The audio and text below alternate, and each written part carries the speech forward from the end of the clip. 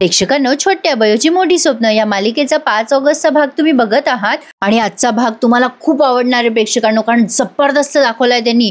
या इराला बोलवलंय या शुभंकर सरांनी आणि एवढे ओरडलेत ते आणि खूप भारी बोललेत. शुभंकर सर इरा विचारतात, तुला किती मार्क पडलेले होते इरा? तेव्हा ही म्हणते 92. आणि इरा, नीट मध्ये किती मार्क होते का तुला? इरा म्हणते 585. आता शुभंकर चिडून म्हणतात, तुला माहितीये इरा, अगं तुझ्यापेक्षाही खूप चांगले चांगले स्कोर असणारी मुलं आहेत, पण त्यांना योग्य सक्सेस कधीच मिळत नाही, कारण त्यांची परिस्थिती हलाखीची असते. त्यांना खूप मेहनत घ्यावी लागते. काही जण तर रात्र शाळेमध्ये शिक्षण घेतात. इरा म्हणते, बाबा तुम्हाला हे सगळं का सांगतोयस? आता शुभंकर म्हणतात, तुला का सांगतोय? कारण लहानपणी माझं स्टेथिस्कोप गळ्यात घालून स्वप्न बघणारी, डॉक्टर होण्याचं स्वप्न बघणारी इरा आता हरवली आहे. लहानपणी तिचं ध्येय अगदी क्लिअर होतं, तिचा फोकस अगदी व्यवस्थित होता. सगळ्यात महत्वाचं म्हणजे माझी लहानशी इरा मेहनत करायची. माझी एक शाबासकी मिळवण्यासाठी ते वाटेल ते करायची. तिची मेहनत आणि मन ती योग्य ठिकाणी लावायची. काय ग इरा, कुठे हरवली आहे माझी ती इरा? कुठे गेलं ग तुझं डॉक्टर होण्याचं स्वप्न इरा? इरा म्हणते, बाबा मला बनायचंय रे डॉक्टर. शुभंकर म्हणतात, डॉक्टर होण्यासाठी तू एवढ्या मोठ्या कॉलेजमध्ये शिकतेस ना, याची जाणीव आहे का तुला? मग आता इरा म्हणते, हो बाबा. मग आता शुभंकर चिडतात आणि म्हणतात, मग डॉक्टर होण्याचं स्वप्न सोडून तुझं सगळं फक्त लक्ष बयोकडेच असतं. बयोला नेहमी तुला खाली दाखवण्यातच तुझी एनर्जी घालवायची असते इरा. प्रत्येक वेळी बयोला कसं कमी लेखायचं हाच विचार करत असते तू, आणि तेवढाच विचार असतो तुझ्या डोक्यामध्ये. बयोला तू आता काय काय बोलली आठवतं का तुला? अगं तिचा बाप असा बेवडा आहे, त्यात तिचा काय दोष आहे ग? आणि वर्गातले मित्रमैत्रिणींच्या समोर बयोला कमी दाखवताना तुझा मान कमी होतोय हे तुला कळत नाही का गैरा? आता ते बयोवर जरी हसत असले ना, तरी ते नंतर तुझ्यावर हसतात. बयोचं या मेडिकल कॉलेज पर्यंत येणं सोपं नव्हतं, हे तुला पण माहिती आहे. बयोने किती अडचणींचा सामना केलाय हे तुलाही माहिती आहे, आणि तू पण कष्ट घेऊनच इथवर आली आहेस ना. मग तुला जर खरंच डॉक्टर बनायचं असेल ना, तर तुझ्या फोकसकडे जरा लक्ष दे, आणि नसेल बनायचं ना, तर दुसरं काहीतरी करायला लाग. ही सीट वाया घालवण्यापेक्षा ना दुसऱ्या कुठल्या व्यक्तीला दे ही सीट, जी खरंच याची लायकीची असेल. तेवढ्यात आता हा विशाल आलाय तिथे, आणि आता मग शुभंकर इराला जा म्हणतात. इरा आता रडतच जातीये. विशाल विचारतो, काय झालं हिला? ही अशी का रडत होती सर? काही झालंय का? आता शुभंकर म्हणतात, तुझं काही काम होतं का विशाल? त्यांनी लगेच विषय टाळलाय प्रेक्षकांनो. विशाल म्हणतो, हा सर, ते पोटे सर जॉईन होत आहेत उद्यापासनं. हे ऐकल्यावर शुभंकर सर चिडतात आणि म्हणतात, गुन्हेगार कसं काय लागतोय पुन्हा या कॉलेजमध्ये? एवढा मोठा गुन्हा केलाय त्यांनी, आणि ते पोटे सर पुन्हा असे कसे जॉईन करताय? विशाल म्हणतो, हो सर, हे सगळं चुकीचंच आहे. शुभंकर म्हणतात, मी बोलतो आता. नाही, मला बोलावं तर लागेलच. असं गुन्हेगार व्यक्तीने डॉक्टर म्हणून काम करणं हे चुकीचंच आहे. आता विशाल तिथून गेलाय खरा, पण आता ही इरा न लागते रडायला. प्रेक्षकांनो, काय छान बोललेत ना शुभंकर. आज तर प्रेक्षकांनो एक लाईक होऊनच जाऊ द्या. इराला फारच राग आलाय आता ही बयो गेली पुन्हा कळवळा घेऊन तिला विचारायला, इरा काय झालं तुला? अगं का रडतेस? आता इराला फ्रस्ट्रेशन काढायला बयो लागतच असते नेहमी. बयो तिला विचारते, काय झालं इरा? बाबा काही बोलले का तुला? आता मात्र इरा संतापते आणि म्हणते, अय नाटकी कुठली? आणि आता तिथे वैभवी पण आहे, ती घाबरली आहे तिच्या अवताराला. इरा म्हणते, हा असा भोळेपणाचा आव आणते आणि फालतूचे नाटकं करत असते तू मुद्दाम. बयो म्हणत असते, इरा ग शांत हो ना. पण इरा म्हणते, मला आता तुझं काही ऐकायचं नाहीये. आरव येतो आणि तिला शांत करायचा प्रयत्न करत असतो, पण आता इराने ना प्रेक्षकांनो तिला जे पाहिजे ते शब्द बरोबर धरलेले आहेत शुभंकरांचे.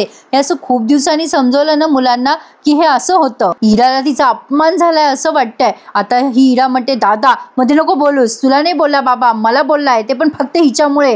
नेहमी बयोची स्वप्न, बयोला डॉक्टर बनायचे, हेच ऐकावं लागतं मला. या बयोचा अभ्यास, बयो मला कंटाळा आलाय हा शब्द ऐकायचा. कर ग बाई कर, तुझी सगळी स्वप्न पूर्ण कर. आमची नाती चोर, सुख चोरून टाक आमचे, आणि स्वतःचे स्वप्न पूर्ण कर. तू कोणतीच कसर सोडू नकोस आम्हाला त्रास द्यायला. बयो म्हणत असे, इरा काय बोलले तुला बाबा? अगं बोल ना माझ्याशी. आता इरा म्हणते, तुझ्यामुळे माझ्या बाबाने मला शिक्षण सोडायला सांगितलंय. झालं ना तुझ्या मनासारखं?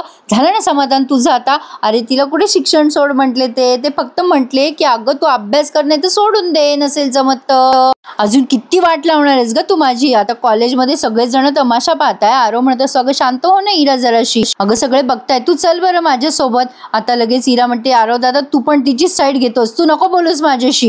तुम्ही सगळे सारखे आहात, कोणीच मला समजून घेत नाही, असं बोलून आता ती तिथून निघून गेली आहे. आता बयोला आलं टेन्शन. पण आता बघा प्रेक्षकांना, शुभंकर आणि बयोला पण चांगलंच ओरडलंय. हिरा आता घरी जाते, पण आता तिचा अवतार बघून त्या गौतमीला आणि सुमनला येतं ना टेन्शन. ती कोणाशी काहीच बोलत नाही. त्या विचारत असतात काय झालं हिरा, काय झालं. पण आता तिच्या डोक्यात शुभंकरांचीच वाक्य चालू आहेत की अभ्यासाच्या व्यतिरिक्त तुला फुकट वेळ घालवायचा असेल तर आता थांब आणि दुसरं काहीतरी कर. ती तिच्या खोलीत जाते आणि खूप खूप संताप व्यक्त करते. गौतमी, सुमन बाहेरून आवाज येत असतात तिला, हिरा काय झालं तुला, दार उघड. हिरा खूप आरडाओरडा करते आता स्वतःवरच आणि सगळ्या खोलीतल्या वस्तूंची फेकझोक करते. तिला तिचा अपमान सहन होत नाहीये. कसं असतं ना प्रेक्षकांनो, लहानपणापासून वळण लावायला हवं, नाहीतर हे असं होतं, मुलांमधले गैरसमज वाढतच जातात. मुलांना असं वाटतं की आपणच बरोबर आहे आणि आई वडील करतात ते सगळं काही चूकच आहे. स्वभाव, परिस्थिती, सगळ्याच गोष्टी अपवाद असतात नाही या सगळ्याला. आता या गौतमीने आणि सुमनने बराच वेळ दरवाजा वाजवलाय पण हिरा काही दार उघडे ना. आता ही बयो गेलीये शुभंकरांकडे विचारायला. बयोची चूक आज कशी दाखवली बघा शुभंकरांनी. ही बयो पण ना अति शहाणपणा करते हा कधी कधी प्रेक्षकांनो, सॉरी पण खरंच करते ती. आता बयो म्हणते तुम्ही काही बोललात का बाबा हिराला. आता शुभंकर म्हणतात मी तिला ओरडलो हे तुला कसं काय कळलं. बयो म्हणते की ती रडत होती पण तिला खूप वाईट वाटलं हो बाबा, तुम्ही तिला एवढं ओरडायला नको होतं. आता शुभंकर भारी उत्तर देतात तिला, माझ्या मुलांना कसं ओरडायचं कसं बोलायचं हे कळतं मला, बाबा आहे मी तुमच्या तिघांचा. हिरा रडत असेल तर रडू दे, तिला तिची चूक कळालीच पाहिजे. तिनं तुला क्लासरूम मध्ये काय काय बोललं ना ते मी ऐकलंय सगळं. किती दिवस ऐकणार आहेस ग तू, आणि तू प्रत्येक वेळेला काय ऐकून घेत असतेस सगळं तिचं, यात तिचं नुकसान होतंय तुझं नाही, हे मी तिला समजून सांगत होतो. बयो म्हणते बाबा मी म्हणजे ती काळजीपोटी बोलत होती हे सगळं मला. आता शुभंकर म्हणतात अजिबात नाही, हे तू खोटं बोलतेस, तिला राग आहे तुझ्याबद्दल, काळजी बिळजी काही नाही. आणि तुला कळलं पाहिजे बयो की तिची बाजू घेऊन तिचं नुकसान करतेस तू. प्रत्येक वेळेला तिला पाठीशी घालताना तू चुकतेस बयो, हे कळतंय का तुला. तू जर खरंच तिला बहीण मानत असेल ना तर तिला पाठीशी घालणं सोडून दे. ही गौतमी विचारते फोन करून, अरे शुभू काय झालंय, कॉलेजमध्ये काही झालंय का, हॉस्पिटलमध्ये. ते आधी शुभंकर म्हणतात का असं का विचारते तू. मग गौतमी म्हणते अरे हिरा केव्हाची रडतीये दार लावून, काय झालं तू काही बोलला का तिला. शुभंकर म्हणतात काही बोललेलो नाहीये मी, आणि ती रडते तर रडू दे थोड्या वेळ, मी कामात आहे, मी नंतर बोलतो तुझ्याशी. गौतमी म्हणते अरे शुभू पण. आता गौतमी विचार करायला लागते काय झालं असेल असं एवढं, इतकी का तनतन करते हिरा, काहीतरी झालंय मात्र नक्की. आता ते बयोला म्हणतात जा बयो तू तुझ्या कामाला लाग बरं, इथे नको उभी राहू. बयोला पण भारी बोलले तर आज शुभंकर. पण मला असं वाटतं थोडा जरा उशीर झालाय, चलो देर आहे दुरुस्त आहे. पण आता त्यांनी सुरुवात केली आहे हिराला सुधरवायला. आता ही बयो आली आहे तिथे पुन्हा एकदा घरी. काय झालं, बयोला खरंच पुन्हा घरी यायची काय गरज होती हिराच्या मागे. बयो मुद्दाम कधी कधी डिवसते हिराला. आता ही विचारते हिराने दार उघडलं का. गौतम म्हणते तुला काय करायचं ग, तिने दार उघडलं नाही उघडलं, कशाला आली आहेस उगाचच इथे. आता हे सगळं जे काही झालं तुझ्यामुळे झालं असेल. मग सुमन म्हणते कशाला बोलतेस ग तिला माझी वहिनी, हिराने काही सांगितलं का तुला बयोने काही केलंय म्हणून. गौतम म्हणते सांगायला कशाला पाहिजे, दिसतं ना समोर. अगं हे सगळं जे काही झालं असेल ना तुझ्यामुळेच झालं असणार आहे. ही जी काही अवस्था झाली आहे ना माझ्या हिराची तुझ्यामुळे झाली आहे. माझ्या हिराला लहानपणापासून तू त्रास देते, हिराचा बाबा हिसकवला, सगळं प्रत्येक वेळेला तुझ्याच मनासारखं तू करून घेते. का करतेस ग असं माझ्या हिराला. माझी हिरा कधीच अशी रडलेली नाही आतापर्यंत, आता नेहमी तर रडते आणि तमाशा करते ती. असो. सुमन म्हणते अगं शांत हो माझी वहिनी. मग गौतमी म्हणते का शांत हो मी, सांग ना. अगं ही आल्यापासून माझी हिरा चिडचिडी झाली आहे, माझ्या हिरापासून तिचं बालपण हरवलं, तिचा बाबा पण हिसकावून घेतला, अजून काय पाहिजे काय ग बाई तुला. आता ही बयो नुसती ऐकून घेते. मग ही सुमन म्हणते अगं माझी वहिनी आपण बोलू हिराशी. बयो म्हणते सरका बाजूला, आधी हिराला दरवाजा उघडायला लावू द्या मला. आणि आता ती गेले दरवाजा वाजवायला. हिरा नेहमीप्रमाणे संतापते, जा इथून, मला नाही बोलायचं तुझ्याशी, तू इथे जर आली तर खबरदार. गौतमी विचार करते ही कशाला गेली आता हिराच्या मागे, पुन्हा हिरा चिडचिड करणार. गौतमी तिथे जाऊन तिला म्हणत असते तू कशाला आली आहेस ग इथे हिराच्या मागे, चल जा बाजूला हो. पण बयो मात्र दरवाजा वाजवत म्हणत असते हिरा दार उघड ग, मला बोलायचंय तुझ्यासोबत, उघड ना दरवाजा. पण हिरा म्हणत असे मला नाही बोलायचं तुझ्याशी. आता गौतमी म्हणते काय झालं ग, आली का हिरा बाहेर, आली होती ना मारे तोंडवर करून, उघडलं का दार तिने. बयो म्हणते नाही उघडेल ती, थांबा जरा. पण गौतमीला तर नेहमी हे असं विक्टिम कार्ड खेळायचंच असतं की तुझ्यामुळे झालं, सगळं तुझ्यामुळेच होतंय. बयो म्हणते जरा शांत बसा ना. आता बयो एक ट्रिक काढते, ती मुद्दाम म्हणते मोठ्याने, अगं इरा, अगं तुझ्या आईला चक्कर आली आहे, तुझी आई बेशुद्ध होतीये. गौतम म्हणते काय बोलतेस ग खोटं. आता बयो तिला खुणवते, प्लीज चुप्प बसा ना, ती बाहेर येईल ना, दरवाजा उघडेल ना.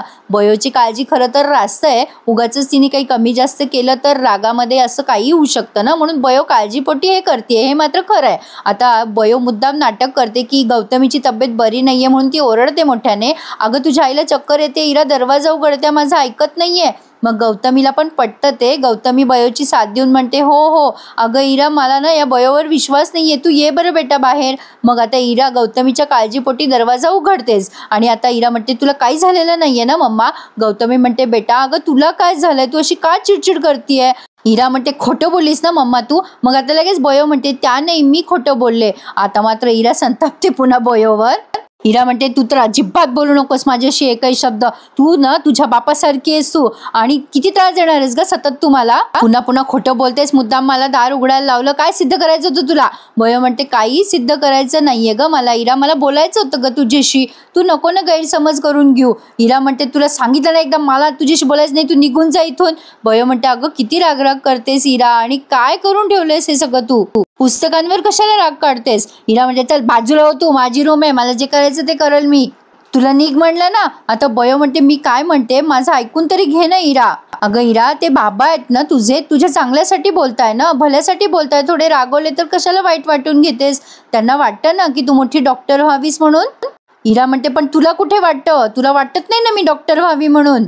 म्हणूनच तू मुद्दाम माझ्या बाबांच्या पुढे पुढे करतेस, त्यांची सिंपती गेन करते, आणि मुद्दाम त्यांना भडकवलं ना तू माझ्या विरुद्ध.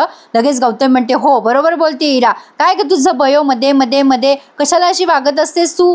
तुझ्यामुळे शुभंकर बोलला असणार आहे इराला, आणि बघ तिची हालत बघ कशी, रूमची हालत झाली आहे, रडून रडून माझ्या पोरीने गोंधळ घातलाय. तुला जर एवढंच वाटतंय ना तर आत्ताच्या आत्ता माझ्या इराची माफी माग, नाक घासून माफी माग. बयो आता या दोघींकडे बघायला लागते, आणि हा भाग त्यांनी इथे संपवलाय. बट आय गेस बयो नक्की माफी मागेलच इराची, तिला हे प्रकरण शांत करायचंय. पण प्रेक्षकांनो, गौतमी सारखे असे पॅरेंट्स असले ना की असे फाटे फुटतात बघा. आता हे शुभंकर घरी आलेत, पुढच्या भागात दाखवणार आहेत ते, आणि अगदी प्रेमाने इराला म्हणत असतात, ए बेटा दार उघड ना. तुझा बाबा आता 1 2 साडेमाडे 3 म्हणणार, आणि मग माझी इरा दार उघडणार. ए बेटा उघड न ग दार. आता बयो लांबून हे सगळं बघतीये. शुभंकर 1 2 साडेमाडे 3 असं म्हणत असतात, पण इरा काही दार उघडे ना. आता बघूयात शुभंकर तिला कशा पद्धतीने समजून सांगायचा प्रयत्न करतात. आजचा भाग तर माझ्या मनाला खूपच स्पर्शून गेलाय प्रेक्षकांनो, खूपच छान दाखवलंय त्यांनी. मुलांना असं वाटत असतं की प्रत्येक गोष्टी आपल्या मनाप्रमाणेच व्हायला पाहिजे, परिस्थिती वेळ काळ याचं भान मुलांना नसतं, पण पॅरेंट्सला प्रत्येक गोष्टीचा अनुभव असतो, आणि त्या अनुभवांना मुलांसमोर रिप्रेझेंट करणं खूपच अवघड असतं प्रेक्षकांनो. शेवटी परिस्थिती आणि जबाबदारी हीच मुलांना बरंच काही शिकवून जाते असं म्हणायला हरकत नाहीये. तर कसा वाटला आजचा भाग मला नक्की कळवा, आणि बऱ्याच प्रेक्षकांनी चॅनल सबस्क्राईब नाही केले अजून, त्यांनी आवर्जून चॅनलला सबस्क्राईब करा, आणि नवीन मालिकेचाही रिव्ह्यू एन्जॉय करा. सोबत बयो सुद्धा नक्की सांगा आजचा भाग कसा वाटला. धन्यवाद.